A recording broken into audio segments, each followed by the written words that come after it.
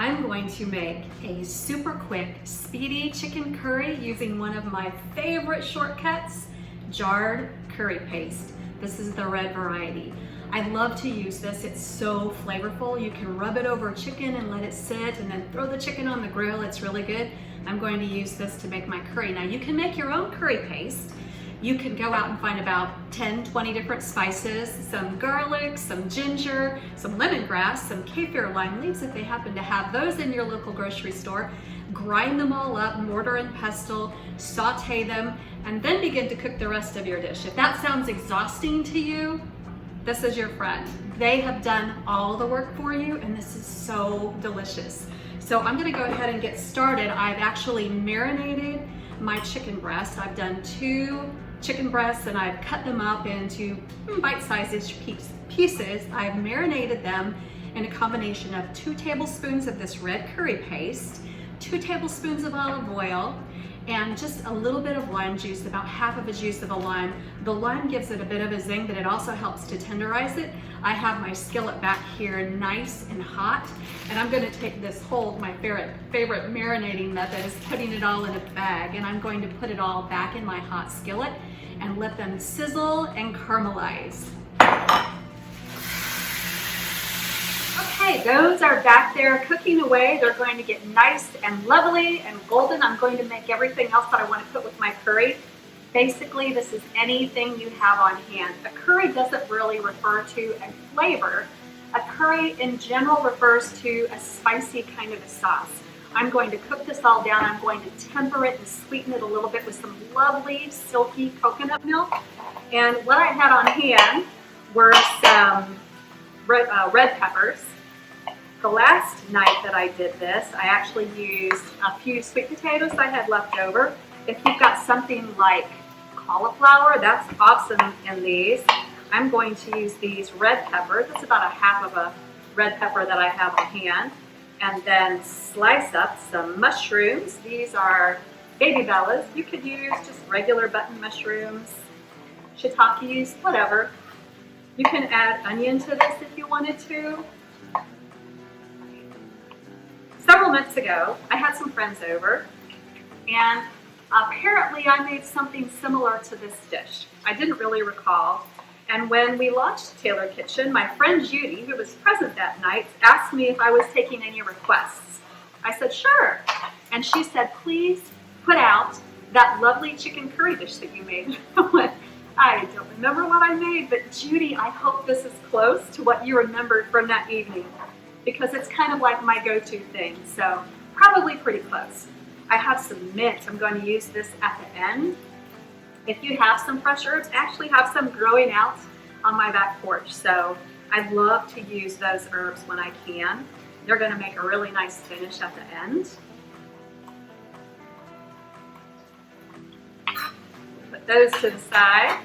I'm going to cut my lime in half because I'm actually going to use lime at the very end of my curry, and I also have some rice going on back here, which is a beautiful vehicle to put the curry over and soak up all those juices.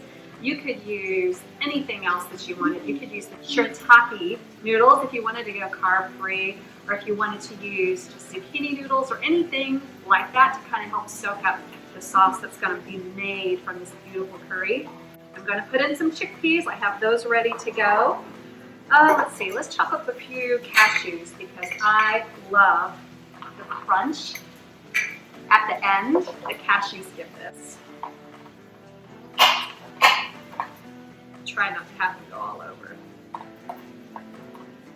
But I love this curry because it's such a beautiful vehicle for whatever you have on hand. You don't even have to use protein if you don't want. It's great, just all veggies.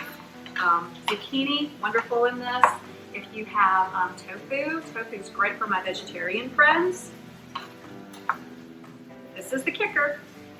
All right, so pretty much my veg is ready to go. I've got my toppings ready to go, and my chicken should be about done. I'm going to give it a turn over, and then we'll add everything else. Okay, my chicken is done. It's nice and golden. I'm going to take it out of this pan and just put it into something else and keep it warm while I put in my veg and cook those. All right, so I put my peppers and my mushrooms in. And I'm going to put in a couple teaspoons of this red curry paste.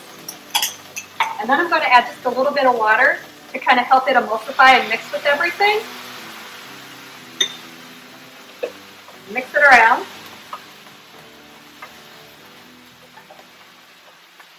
Yum. All right, then I add my chicken back in. And the chickpeas or garbanzo beans.